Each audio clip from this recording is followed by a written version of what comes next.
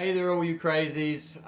Sam here. I just wanted to reach out, make a bit of a video, and essentially give you the secret sauce leading into the race this weekend.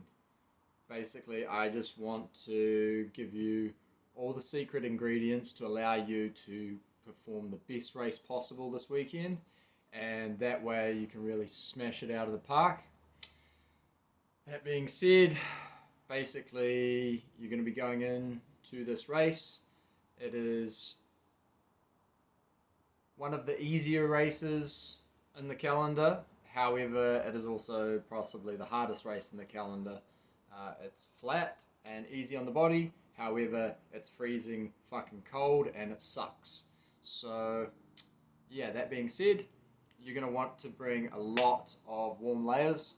So you're going to want to bring thermals, lots of them, towels so you can get your body dry at night, and you're going to be wanting to bring a windproof layer. Generally what I'll do at this one is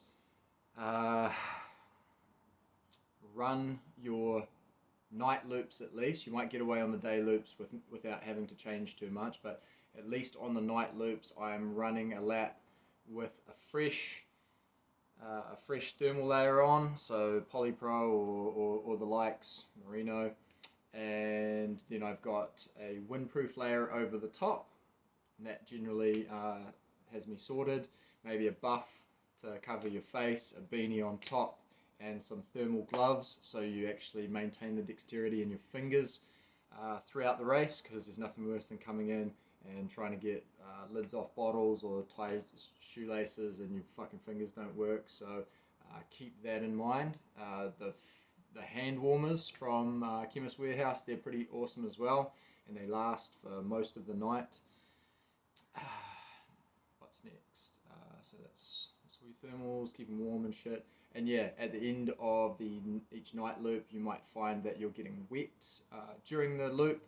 If you have too long of a sit down, that wet turns to cold, and then you go out on the next loop and you end up suffering. So what I do is I strip down at the end of each loop, towel myself off, and then put on a fresh thermal layer to keep me warm, and then obviously rug up with a sleeping bag or a hottie or whatever during the rest of your sit down so you don't get cold. That's probably that.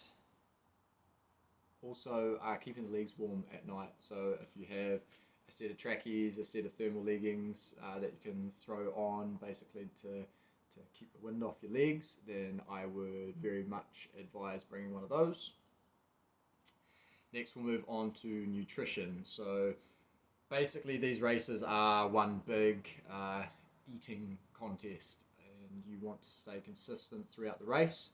So that means every time you're coming into the race base, you are eating and drinking. No fucking around. You can't cheat the system.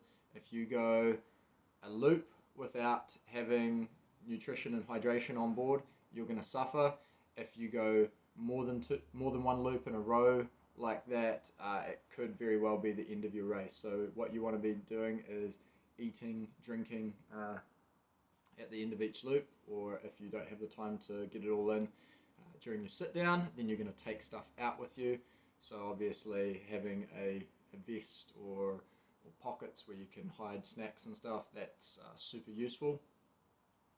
Generally what I say is that you want to be having a minimum of 40 gram of carbohydrate per hour, and depending on your carbohydrate adaptation, you might be able to get more down than that, or some people can get up to 90 gram of carbohydrate down per hour, but I would say unless you have trialed that, probably avoid that, as you will get GI discomfort and gas. And there were some people on my race last week that are world-class athletes, and even they made that mistake on the first day. I made that mistake on the first day. I was getting too much carbohydrate, and as a result I got gassy, I got stomach upset, I got really sore, and that leads to hours of pain until you've passed that from your system. But so long as you are getting a bit of carbohydrate in, then that's cool.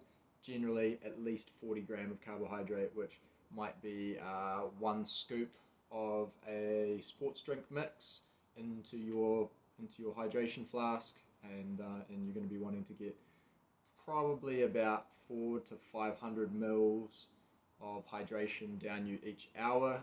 Depends on how heavy you're running. If you're pissing multiple times an hour whilst you're drinking your hydration plan, then yeah, maybe you're drinking a little bit too much fluids, so you can cut back on that a bit.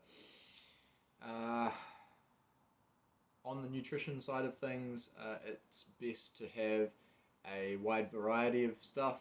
You're going to get sick of eating certain things, and there's stuff that I would normally have as my kind of go-to. There's stuff that I would eat hour after hour in previous races, and I took that to this race. I ate it once and then I refused to eat it again. So you've really got to have a bit of variety just to make it enjoyable, because it sucks having only one or two things, one or two options, and then you completely hate them. So yeah, try and avoid just having muesli bars and dry shit. You kind of want to have some real food. Pot noodles goes really well. I actually enjoyed some bacon egg pie last week, but not too much, obviously.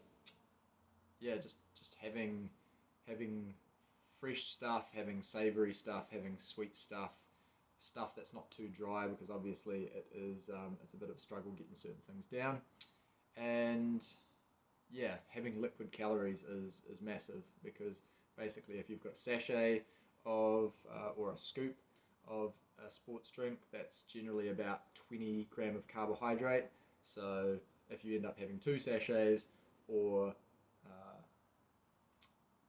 2 scoops of a particular electrolyte or power drink, then you've got 40 plus gram of carbohydrate, and that's pretty sweet. And if you can get a bit of food down on top of that, then you're going to be on the money. But as I say, stay consistent, don't cheat the system, and yeah, you should be sweet.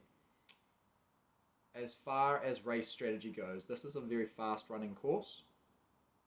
In the terms of a backyard, it's easy until it's not. Don't fool yourself in the early days by saying, oh, this is easy, and charging around and smacking out laps. The key in this is longevity, and if you can rein your ego in and not get sucked into playing games with other people, then you will definitely last for the long haul. So yeah, keep the ego in check. Don't be afraid to walk. This is a course that if you're a fast walker, you could actually get around the entire course walking. Not that I advise that, but it just shows that you can definitely kind of chop and change. And yeah, I mean, provided you're getting in with a few minutes to spare, you can get all the shit done that you need to. And by no means does a bad lap mean that you're totally out, provided you can get back out on the next loop and get your shit right. Yeah, you can bring it right again. So yeah, any questions, feel free to pop them in the comments section, and I will answer as best I can, because yeah, I want everybody going as far as they physically can.